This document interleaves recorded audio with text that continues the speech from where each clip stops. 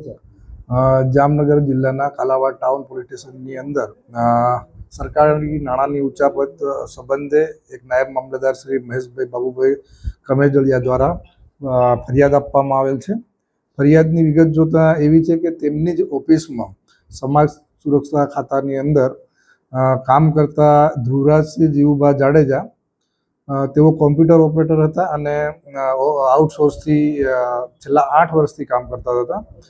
તેમના દ્વારા તેમના મામલતદારશ્રી અને આ નાયબ મામલતદારશ્રીના આઈડી અને પાસવર્ડનો ઉપયોગ કરી અને કુલ 16 જેટલા લાભાર્થીઓના નાણાં તેમના પોતાના સંબંધીઓના લાગતા વળગતાના એકાઉન્ટમાં નાખી કુલ 9,54,500 રૂપિયાના નાણાંની ઉચાપત કરેલાનું ફરિયાદ આવેલ છે। જે ફરિયાદ કાલાવાડ ટાઉનમાં દાખલ કરી કાલાવાડ ટાઉન પીઆઈ દ્વારા હાલ તપાસ કરી રહેલ છે અને આરોપીની શોધખોળ પણ ચાલુ છે।